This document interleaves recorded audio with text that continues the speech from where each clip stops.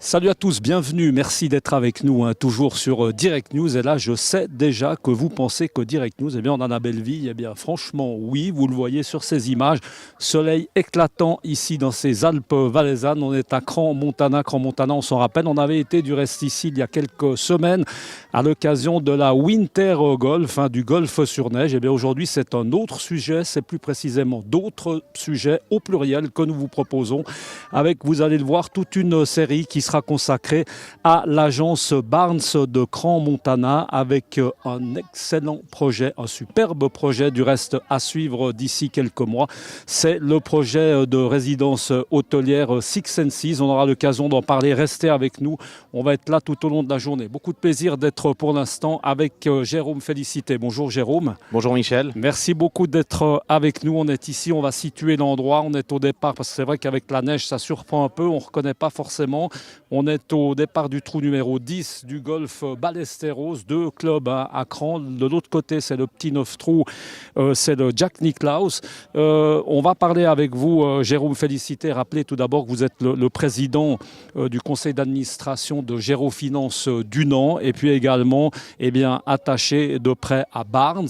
Alors on va essayer de faire le lien entre toutes ces agences immobilières, peut-être éclairer un peu notre lanterne, Jérôme, en tout cas la mienne. Jérôme, on commence le groupe Gérofinance Dunant. C'est un groupe extrêmement important, basé à Genève, mais qui s'étend un peu partout. Voilà, exactement. Alors effectivement, la société, je dirais Gérofinance, à la base, avait été créée en 1962 par mon père, essentiellement active dans la gestion de copropriété au départ. Et puis après, on a développé différentes marques et différentes activités qui vont de la gérance, de la location saisonnière, de la gestion locative, du courtage immobilier de luxe au travers de Barnes, je vais y revenir, de la promotion immobilière. Et puis on a racheté au fil des années passablement de structures comme la Régie du Nant, qui était une ancienne régie genevoise, la Régie de la Couronne dans le canton de Vaud. Puis après, on a créé différentes marques. Et pour la petite histoire, ce qui est assez drôle, c'est que mon père a commencé à construire en Suisse, à Crans-Montana, en 1960 et bien sûr, effectivement, après, autour de l'Arc Lémanique et à Genève. Alors cette agence Barnes, on aura l'occasion d'y venir et d'y revenir. On y sera tout à l'heure pour montrer, pour exposer ce projet justement Six and Seas. Effectivement, pas par hasard, Jérôme, d'avoir créé ce bureau de Crans-Montana. Exact. Alors, on a effectivement un attachement assez viscéral à la station ici, puisque j'y ai moi-même appris à skier. Mes enfants ont appris à skier ici. Mes parents avaient déjà appris à skier ici. Et donc, on est très attaché à ce lieu, qui est un lieu assez emblématique du Valais, où on a un point de vue que vous pouvez voir aujourd'hui, plein sud, extraordinaire. Il y a pire point de vue. On est bien d'accord. Et puis, effectivement, avec une station qui a beaucoup d'enjeux au niveau de l'Office du tourisme et qui se remet en cause depuis quelques années avec des équipes assez jeunes qui sont en train de travailler au renouveau de la station. Nous, on a eu la chance, effectivement, grâce à 1875 Finances, et on y reviendra peut-être tout à l'heure, de développer un projet comme Six and Seas, qui est un projet incroyable, de para-hôtellerie, hôtellerie de luxe et appartements en vente aux étrangers, qui va totalement dans la dynamique du renouveau de cette station et du fait d'essayer d'accueillir de nouveaux clients. Un projet, on aura l'occasion d'en reparler tout à l'heure avec d'autres intervenants, qui va se terminer en 2021. Exact, c'est ça, Jérôme. En été 2021. Oui. Voilà, on aura l'occasion d'aller tout à l'heure sur le chantier. On revient peut-être à Barnes, oui. Parce que Barnes, là au milieu, que fait Barnes là au milieu? Parce que Barnes, c'est international, Barnes, c'est très très connu. Exact. Alors Barnes, c'est pour moi en tout cas une rencontre. C'est une rencontre avec Thibaut de Saint-Vincent, qui a été le créateur de Barnes avec son épouse Heidi Barnes dans les années 90. Et puis nous nous sommes rencontrés il y a 6 ans de ça. Et j'ai décidé avec lui de prendre en fait au départ la franchise de Barnes pour la Suisse, en faire finalement notre marque de luxe, puisque chez nous on est très multimarque. Au niveau du groupe, on a Gérofinance Dunant, on a Régie de la Couronne, on a Edifea, on a passablement de marques qui sont liées à nos activités. Et Barnes est notre marque pour l'immobilier de luxe ainsi que pour la location. Donc on a commencé par prendre Barnes pour la Suisse, et puis pour l'Allemagne et pour l'Autriche, et maintenant pour l'Italie. Et on s'est associé avec Thibaut de Saint-Vincent au niveau international. On a créé une franchise pour la Suisse. Donc on a 22 bureaux maintenant qui sont installés en Suisse, qui vont de Lugano à Zurich, à Bâle, à Berne, en passant par la Suisse romande. On en détient, nous, une quinzaine en propre. Et puis, on a franchisé des gens, comme de la franchise qu'on peut trouver dans d'autres marques de luxe, soit immobilières, mais également horlogères ou de restauration. Au niveau du développement, Jérôme, bon, c'est déjà bien, vous allez me dire que ça va déjà bien comme ça. Les projets, on a forcément des projets quand on est un groupe comme le vôtre. Oui, on a beaucoup de projets encore pour Barnes qui viendront ces prochains mois. On a beaucoup investi dans le digital et le numérique.